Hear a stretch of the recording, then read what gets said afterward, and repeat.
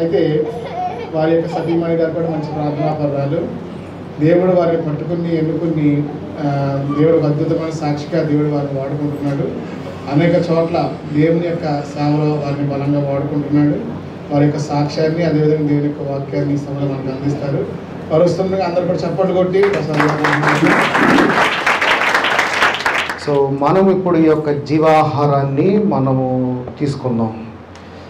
ఈ జీవాహారం తినిన వారు ఎప్పుడు కూడా నిత్యము జీవిస్తారని దేవుని యొక్క వాక్యము లేఖనాల ద్వారా మనకి దేవుడు బయలుపరిచాడు. వాక్యాన్ని మనము దేవుడు ఆది యందు వాక్యముండెను, వాక్యము దేవుని యొద్దను, వాక్యమే దేవుడై ఉండెను. నేను ఎక్కడికెళ్ళి ఈ మాట చెప్తానండి. నేను ఏ యొక్క నా పరిచర్యలో ఫస్ట్ ఈ మాట చెప్తాను. ఎందుకనంటే మనకి వాక్యమే ప్రామాణికం, అంతే కదండి. వాక్యమే ప్రామాణికం. ఈ వాక్యము మనందరికీ ఏమై ఉందండి? వెలుగై ఉన్నది. ఈ వెలుగైన ఈ యొక్క జీవాహారమును ఎక్కడ భద్రపరచుకోమంటున్నాడు దేవుడు? దేవుని ఏం చెప్తున్నాడు మనకి? మన హృదయంలో భద్రపరచుకోమంటున్నాడు. అంటే దేవుడు ఆయన వాక్యముగా మన శరీరములో, మన హృదయములో ఆయన ఒక వెలుగుగా ఉంటా అన్నప్పుడు, ఇప్పుడు దేవుడు ఎక్కడున్నాడు? సో మన అందరం ఏమై ఉన్నప్పుడు? దేవుని ఆలయమై ఉన్నప్పుడు. దేవుని రాజ్యం ఎక్కడుంది? ఇక్కడే ఉంది. సో దేవుని కుమారులుగా, దేవుని యొక్క వారసులుగా, ఆయన రాజ్య నివాసులుగా మనం ఇక్కడ ఉన్నాం. ఆయన యొక్క వెలుగుగా. వెలుగు అంటే ఏంటి? లైటా? దేవుని యొక్క వాక్యమే. ఆ వాక్యం నీలో ఉంటే వెలుగు నీలో ఉన్నట్లు. అపవాది వెలుగు ముందు నిలవలేడు. సో వాక్యం ఎప్పుడు కూడా మీ హృదయంలో భద్రపరచుకోండి. ఈ వాక్యము కనుక మీ హృదయంలో కనుక ఉంటే, దేవుడు ఏమంటున్నాడంటే నా వాక్యం మీలో భద్రపరచుకుంటే ఆరోగ్యం ఉంటుంది అంటున్నాడు. మీరు ఆరోగ్యంగా ఉండాలంటే వాక్యాన్ని మీ హృదయంలో భద్రపరచుకోండి. సమృద్ధిగా ఉండాలంటే వాక్యాన్ని భద్రపరచుకోండి. అపవాదిని జయించాలంటే వాక్యాన్ని భద్రపరచుకోండి. సమస్తము వాక్యమే. వాక్యము ద్వారానే అపవాదిని మనం జయించగలం. దేవుడికి ఇచ్చే మహిమ అది. నిజంగా చెప్పాలంటే దేవుడిని ఏ విధంగా మనం తృప్తిపరచగలం? ప్రభువు అపవాదిని జయించడానికే వచ్చాడు కదా, మనకి సువార్తని ఇచ్చాడు. అలాగే ఆయన వెళుతూ ఆయన భారాన్ని మనకిచ్చి మన భారం ఆయన తీసుకున్నాడు. మన భారము చాలా బరువు కలిగింది, ఆయన భారం చాలా సులువుగా సిలువ కాడి మన మీదకి ఇచ్చాడు. ఆయన యొక్క భారము ద్వారా మనకిచ్చి మన భారాన్ని ఆయన తీసుకొని, నిన్ను నా కుమారుడుగా నువ్వు జీవించి అపవాదిని జయించమన్నాడు. కానీ మనం మన శరీరములతో జీవించటం కాదు. ఇది మీరు తెలుసుకోవాల్సింది ఏంటంటే, మనము జీవిస్తున్నది మన శరీరంలో కాదు, మనం ప్రభు ఆత్మగానే మనం జీవించాలి. ప్రభు ఆత్మ ద్వారానే సమస్త వాటన్నిటి మీద మనం అపవాదిని జయించగలము. దేహములో ఉంటూనే దేహమును దాటి ప్రభు ఆత్మగా మనం జీవించటమే దేవుని యొక్క వాక్యము బయలుపరుస్తుంది. కానీ మనం పొద్దున్న లేచిన కాడి నుంచి మన యొక్క పర్సనల్ బాధ్యతలు, కుటుంబ బాధ్యతలు, వాటిలోనే మనం జీవిస్తూ ఉంటాం. కానీ దేవుడు చెప్తుంది, అందుకే నేనేం చెప్తున్నానంటే దేవుని యొక్క వాక్యమే మనకి ప్రామాణికం. మనము మన సొంతగా ట్రెడిషన్ క్రియేట్ చేసుకుని ఆ ట్రెడిషన్లో ఫాలో అవటం వల్ల నిష్ప్రయోజనం అంటున్నాడు. శరీరానుసారంగా జీవిస్తే అది నిష్ప్రయోజనం, శరీరానుసారంగా మీరు జీవిస్తే నాకు విరోధమై ఉంటామని చెప్తున్నాడు. దేవుడికి ఇష్టలుగా, దేవుడికి ప్రేమించేవారిగా, ఆయన ఆత్మగా మనమందరము ఆయన ఒక ఆత్మలో జీవిద్దాం. ఓకే, సో నా పేరు ప్రసాద్ అండి. యాక్చువల్గా మాది విజయవాడే, యాక్చువల్గా గుణదల మాది, ఇక్కడ పక్కనే ఉండేవాళ్ళం. బట్ కానీ నేను ఆల్మోస్ట్ ఒక 20 years ఇక్కడి నుంచి వెళ్ళిపోవడం జరిగింది. నేను కూడా ఈ మధ్య వెరీ రీసెంట్గానే నేను సేవను ప్రారంభించాను. ఒక విశ్వాసిగా ఎక్కువ రోజులు బతికాను. బట్ కానీ దేవుడి యొక్క సత్యమును తెలుసుకున్నాను. సత్యం, జీవం కలిగిన వాక్యములో ఉన్న సత్యమును తెలుసుకొని, ఇక దేవుడు శరీరానుసారంగా జీవించేది వృధా అని చెప్పినప్పుడు, సో దాని యొక్క సత్యమును తెలుసుకొని ఇక నేను నా సువార్తని నేను ప్రారంభించాలని సిద్ధపాటు కలిగి నేను ఈ యొక్క పరిచర్యను ప్రారంభించాను. అనుకోని రీతిలో నేను యాక్చువల్గా పరిచర్యను ప్రారంభించాను. మేబీ అది దేవుడు పిలిపోయి ఉండొచ్చు. ఎందుకంటే ప్రతి మనిషి కూడా దేవుని యొక్క మాటలు మాట్లాడాలంటే అంత ఈజీ కాదు. ఎందుకంటే దేవుడు అంటున్నాడంటే మీలో ఉన్న మీ తండ్రి మాట్లాడతాడు కానీ మీరు మాట్లాడరు అంటున్నాడు. సో ఇప్పుడు నేను మాట్లాడేది కాదు కానీ దేవుని యొక్క ఆత్మ పరిశుద్ధాత్ముడుగా మీకు ఈరోజు జీవాహారము, శరీరానుసారంగా తినే ఆహారం వల్ల ఎటువంటి ఉపయోగం లేదు. కానీ జీవాహారం కనుక తింటే నిత్యము మీరు జీవిస్తారు. జీవాహారంలో అంత బలం ఉంది. నేను పరలోక రాజ్యం నుంచి నేనే మీకు జీవాహారంగా వచ్చానన్నాడు. ఆహారం ఇదే, ఆహారం ఇదే. ఈ ఆహారాన్ని మీరు ఎలా తీసుకోవాలని అంటే చెవుల ద్వారా తీసుకోవాలి. వినుట ద్వారా విశ్వాసం వస్తుంది. ఈ ఆహారాన్ని ఏదో ఆదివారము లేకపోతే స్త్రీల కూడికలోనో ఏదో ఫాస్టింగ్ పీరియడ్ అలా కాదు. దివారాత్రులు ధ్యానించువాడు ధన్యుడు అని చెప్పాడు. ఈ ఆహారం కనుక నీలో జీవవుటలాగా పారాలని చెప్తున్నాడు. కీర్తనలు 1:1 ఏం చెప్తున్నాడు? నీలో ఉన్న దేవుడితో, బయట ఉన్న దేవుడితో కాదు, నీలోనే ఉన్నాడు దేవుడు. నీలో ఉన్న దేవుడితో మీరు దేవునితో ఎడతెగక ప్రార్థన చేయటము ప్రారంభించండి. Okay, right. నా టాపిక్ ఈరోజు ఏంటంటే సిద్ధపాటు. దేవుని యొక్క రాకడ మనకు కూడా తెలుసా? మనకు తెలుసా? దేవుని వాక్యం ఏం చెప్తుంది? ఎవరికి? కుమారుడికి కూడా తెలీదా? సరే, ఒక తండ్రికే తెలుసు. ఎందుకంటే వాళ్ళు శరీరంలో జీవిస్తున్నారు కాబట్టి. శరీరానికే నొప్పి, శరీరానికే బాధ, శరీరానికే ఏడుపు, శరీరానికే కష్టం. కానీ ప్రభు ఆత్మగా జీవిస్తే ఏవి ఉండవు. నువ్వు ప్రభు ఆత్మగా జీవిస్తే ప్రభు ఏమంటున్నాడు? నీ కాళ్ళ దగ్గర తీసుకొచ్చి పెడతానంటున్నాడు. నీ శరీర ఆశలన్నిటిని కూడా పైనున్న వాటిని వెతకమన్నాడా, కిందున్న వాటిని వెతకమన్నాడా? మన రాజ్యం అది. మన తండ్రి అక్కడ ఉన్నాడు, మన డాడీ అక్కడ ఉన్నాడు. ఇక్కడ ఎవరు లేరు. ఇక్కడ నువ్వు ఆయన ఒక వెలుగుగా, ఆయన ఇచ్చిన వెలుగు ద్వారా అన్యుల మధ్యలో ఒక వెలుగుగా ఆయన మహిమపరుస్తూ జీవించటమే. ఆయన ఇచ్చిన వెలుగు ద్వారా, ఆయన ఇచ్చిన వాక్యం అనే ఖడ్గము ద్వారా అపవాదిని జయించటమే. ఇప్పుడు మన పిల్లలు ఉన్నారు. మన పిల్లలు ఏదన్నా ఒక ఆటకి వెళ్ళి గెలుచుకుని కప్పు గెలుచుకుని వస్తే ఒక తల్లికి కానీ తండ్రికి కానీ ఎంత సంతోషం ఉంటుంది? చెప్పలేనంత సంతోషం ఉంటుంది. నా కొడుకు ఇది గెలుచుకొచ్చాడని.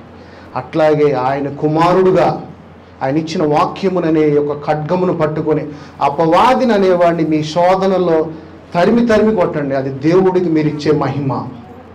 దేవుడు దానిని బట్టి చాలా సంతోషింపబడతాడు. ఆకాశమును భూమియు గతించును గాని నా మాటలు ఏమాత్రమును గతింపవు. అయితే ఆ దినమును గూర్చియు ఆ గడిన గూర్చియు తండ్రి మాత్రమే ఎరుగును గాని ఏ మనుష్యుడైనను పరలోకమందు దూతలైనను కుమారుడైనను ఎరుగరు. ఇది బాగా పట్టుకోండి. అంటే ఇక్కడ ఏం చెప్తున్నాడు? ఎవరికి తెలియదు తండ్రికి తప్ప అంటున్నాడు. అంతే కదా? సరే, 37 నోవాహు దినములు ఎలాగుండెనో మనుష్య కుమారుని రాకడయు అలాగే ఉండును. జలప్రలయమునకు మొదటి దినములలో నోవాహు ఓడలోనికి వెళ్ళిన దినం వరకు వారు తినుచు త్రాగుచు పెళ్లి చేసుకొనుచు పెళ్లికిచ్చుచుండి జలప్రలయం వచ్చి అందరినీ కొట్టుకుపో వరకు ఎరగకపోయి మనుష్య కుమారుని రాకడ ఉండు. అంటే ఏంటి? అంటే ఎవరు పెళ్లి చేసుకోవద్దనా? నోవాహ దినములు అంటే ఇక్కడ ఎవరిని పెళ్లి చేసుకోవద్దని చెప్తున్నాడా? అంతేగా? పెళ్లి చేసుకుంటే ఇక పెళ్లికి ఇచ్చేవారు, పెళ్లి చేసుకున్నవారు అంటే ఇక రాకడే వచ్చేస్తుందా? సరే, వాటిని తెలుసుకొనుట మీ పని కాదు, మన పని కాదంట. కాలములు సమయములను తండ్రి తన స్వాస్యమందుంచుకొని ఉన్నాడు. వాటిని తెలుసుకొనుట మీ పని కాదు. ఇక్కడ ఎవరికి తెలియదని దేవుడు ఇక్కడ మనకి దాని యొక్క వాక్యము ద్వారా మనకి బయలుపరుస్తున్నాడు. ఓకే, మత్తయి సువార్త 24:24-37 ఇప్పుడు అది చదివాం కదా మనము. దెన్ ప్రసంగికి వచ్చేయండి. తన భాగమును అనుభవించుటకును అన్నపానములు పుచ్చుకొనుటను తన కష్టార్జితమందు సంతోషించుటకును వీలు కలుగ చేసిన ఎడల అతనికి ఆ స్థితి దేవునికి ఆశీర్వాదము వలన కలిగిదనని కొనవలెను. ఇక్కడ ఏమంటున్నాడు? ధనధాన్య సమృద్ధి ఇచ్చి దాని యందు అనుభవించుటకు, అన్నపానములు పుచ్చుకొనుటకు, తన కష్టార్జితమందు సంతోషించుటకు వీలు కలుగు చేస్తాడంటున్నాడు.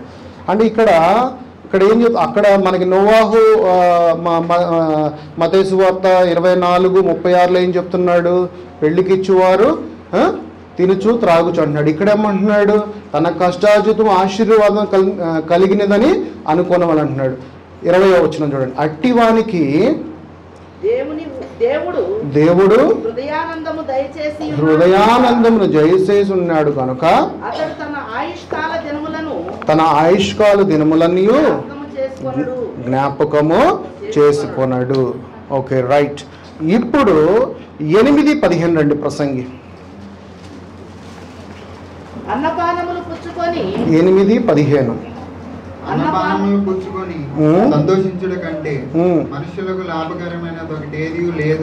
ఒక్క నిమిషం, ఇక్కడ ఏమంటున్నాడు? అన్నపానములు పుచ్చుకోనట కంటే సంతోషించకుండా మనుషులకు లాభకరమైనది ఒకటి లేదు గనుక నేను సంతోషమును పొగడితిని, బ్రతికి కష్టపడవలనని, ఇలా తిను, ఇలా బ్రతుకు, హ్యాపీగా ఇచ్చి తన భాగము అనుభవించుటకును, అన్నపానములను పుచ్చుకున్నటకును, తన సంతోషించుటకును వీలు కలుగు చేసిన యెడల అతనికి ఆ స్థితి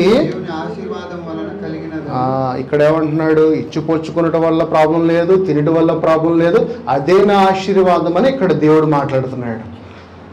సో ఇప్పుడు ప్రసంగి 7కు రండి. ప్రసంగి 9:7కు రండి. నీవు పోయి సంతోషముగా నీ అన్నము తినుము, ఉల్లాసపు మనసుతో నీ ద్రాక్షారసము తాగుము. ఇది వరకే దేవుడు నీ క్రియలను అంగీకరించెను. ఎల్లప్పుడూ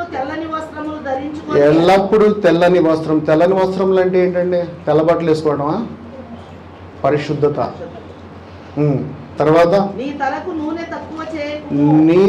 నూనె తక్కువ అంటే కొబ్బరి నూనె రాసేసుకోవడమా? దేవుని యొక్క అభిషేకం. ఎప్పుడు అభిషిక్తుడుగా ఉండాలి మనం. ఆయన యొక్క పరిశుద్ధత కలిగి దేవుని యొక్క అభిషిక్తుడుగా మనము ఆయన యొక్క కృపను బట్టి మనం జీవించాలి. 9 దేవుడు నీకు దయచేసిన వ్యర్థమైన నీ ఆయుష్కాలమంతయు ఓకే నీవు ప్రేమించు నీ భార్యతో సుఖించుము. నీవు ప్రేమించి నీ భార్యతో సుఖించుము.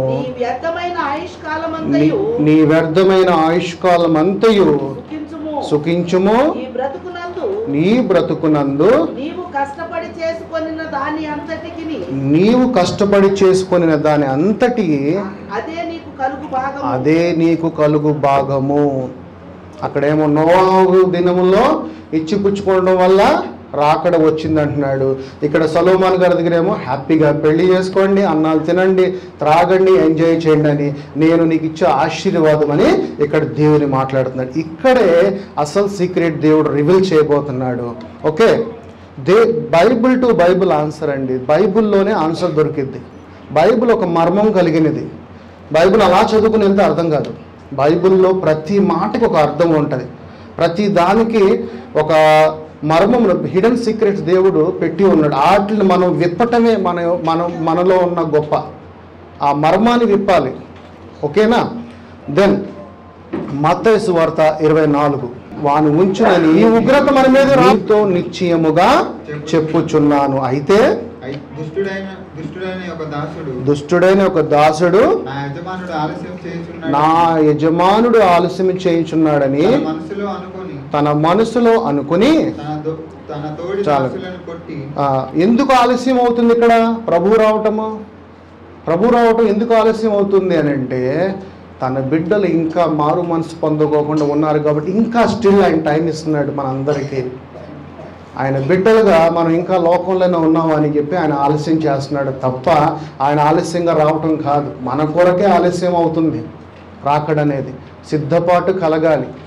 సిద్ధపాటు కలగాలంటే పరిశుద్ధత కలిగి ఎడతెగక ప్రార్థన చేస్తూ ఆయన యొక్క కుమారుడిగా నువ్వు ఎప్పుడైతే సిద్ధపాటుగా ఉంటావో అక్కడ నుంచి ప్రభు నీ కొరకు వరుడుగా వస్తాడు. ఎలా వస్తాడు? మనందరం ఎవరము? వధువుగా. సరే, ఓకే, ఇదంతా కరెక్ట్గా ఉంది. ఫస్ట్ తెస్సలోనిక 5:1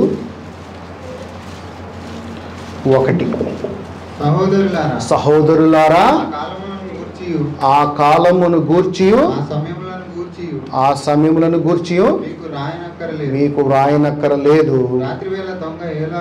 రాత్రివేళ దొంగ ఎలాగూ వచ్చునో అలాగే ప్రభు దినము వచ్చునని మీకు బాగుగా ఏమన్నాడు ఇక్కడ? తెలియను అన్నాడా, తెలియదు అన్నాడా?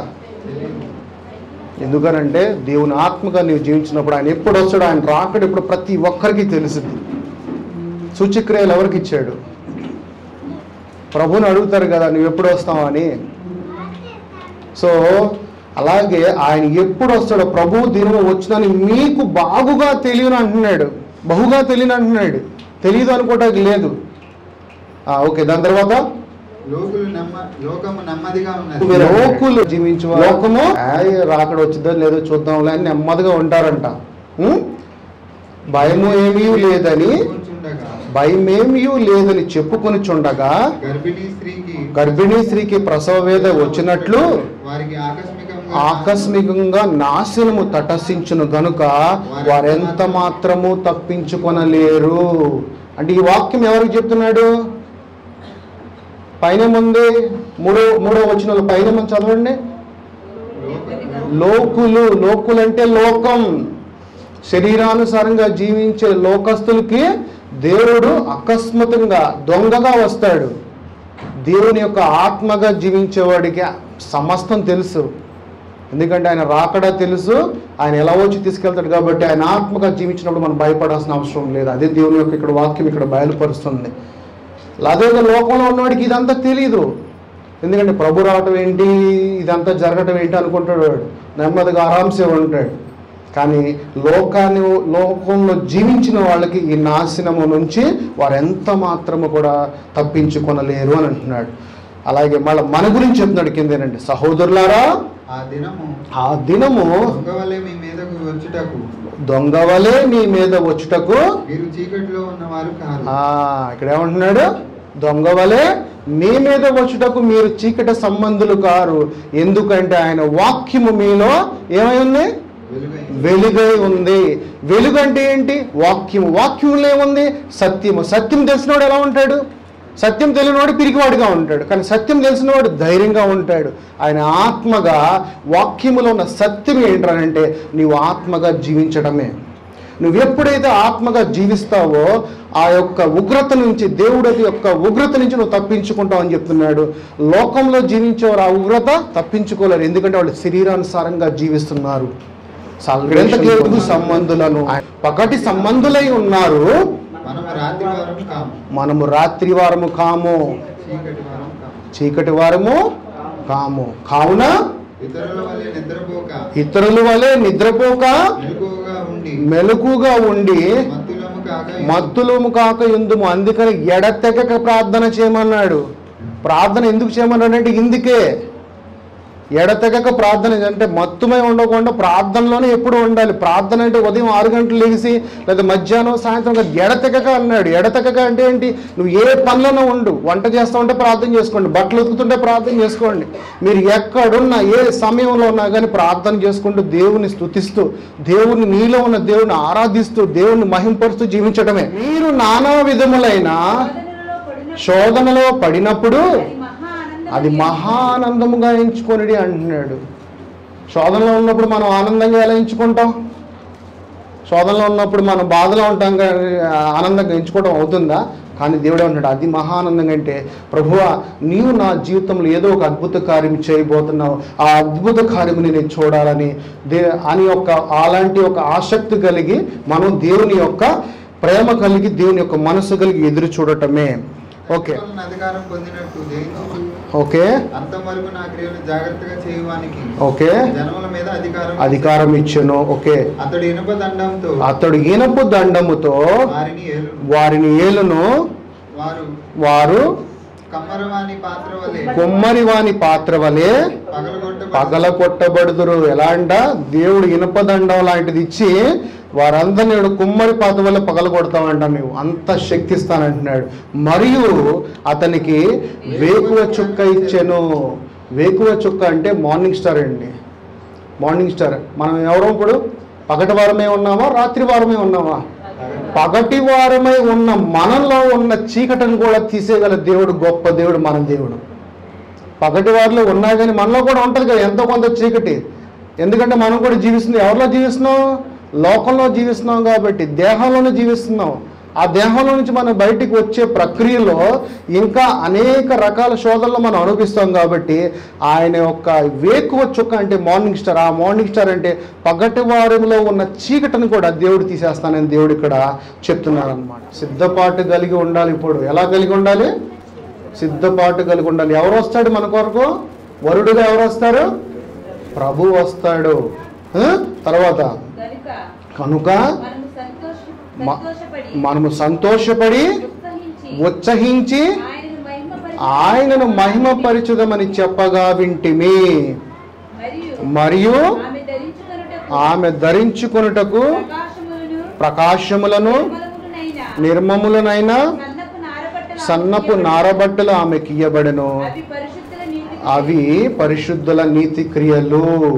ఇక్కడ ఎంత క్లియర్గా చెప్తున్నారు చూడండి. నీతి క్రియలు మన దేవుని యొక్క మంచి పనులు చేయటమే. ఆయన మనల్ని ఎలా ఏర్పరచుకున్నాడు? ఎఫెసీయులకు రాసిన పత్రిక 2వ అధ్యాయము 10వ వచనం.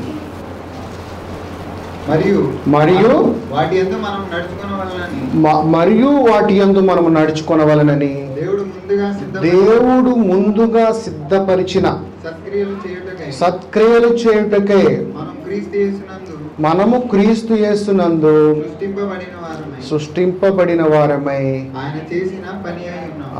ఇక్కడ ఏమంటున్నాడండి? ముందుగానే మనం చేసుకున్నాడంట. ఏం చేయటానికి? సత్క్రియలు చేయటానికి చేస్తా అంట.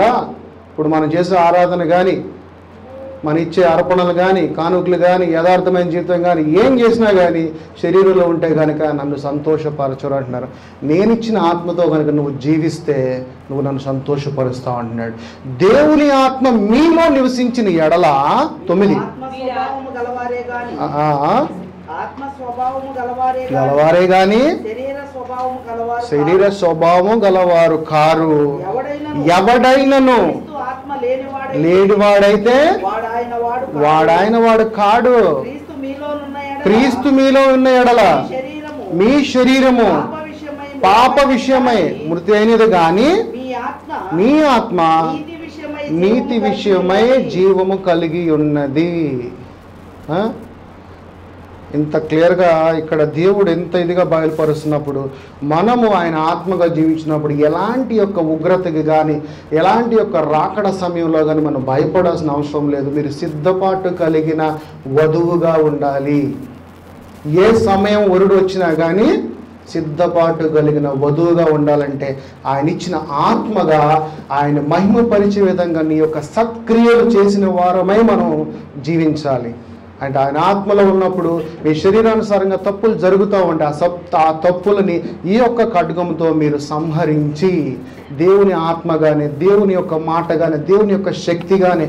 ఇంకోటి ఏమంటున్నాడు ఇక్కడ, నీ నోటి ద్వారా పలికే ప్రతి మాట, నీ హృదయంలో నీ వాక్యాన్ని భద్రపరుచుకుంటే ఆ వాక్యము నీ నోటి ద్వారా పలకాలి. దేని ద్వారా పలకాలి?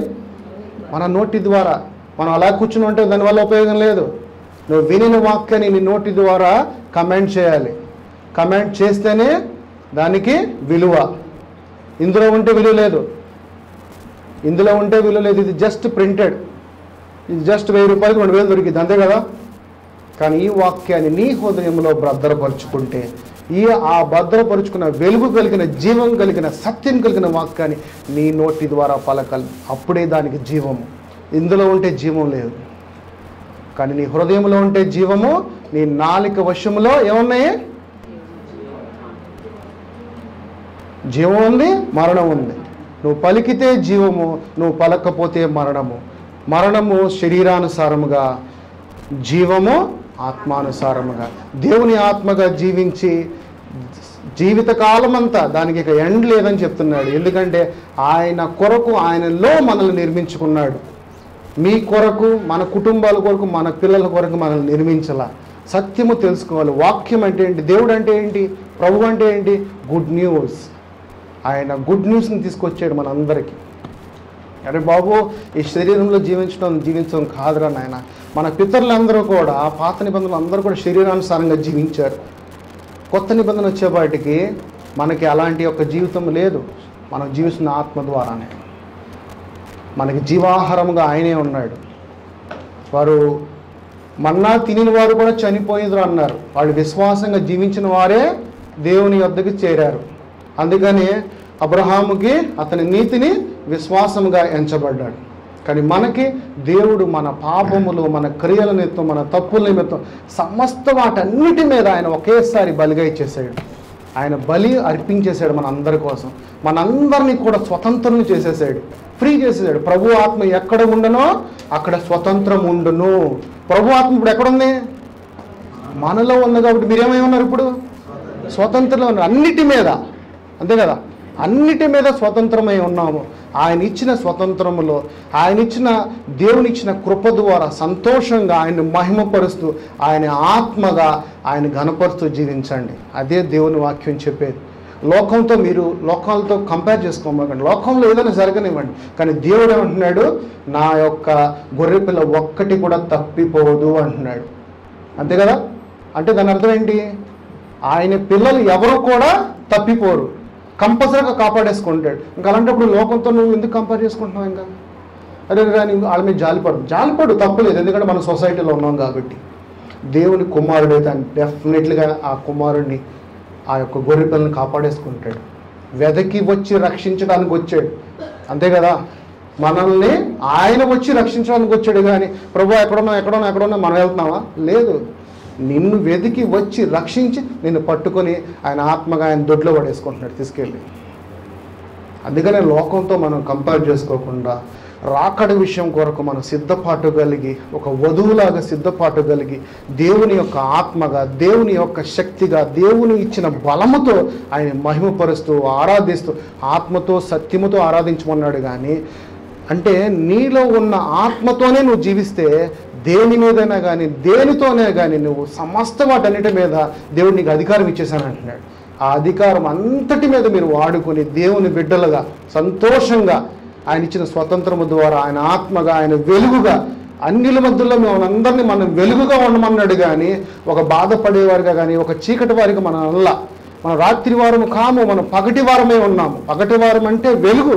ఆ వెలుగు మీకు కనపడదు, కానీ అది అపవాదికి కనపడింది. మీలో కనుక ఆ వెలుగు లేకపోతే, ఖాళీగా ఉంటే అపవాదిలో టక్కని దొరుకుతాడు.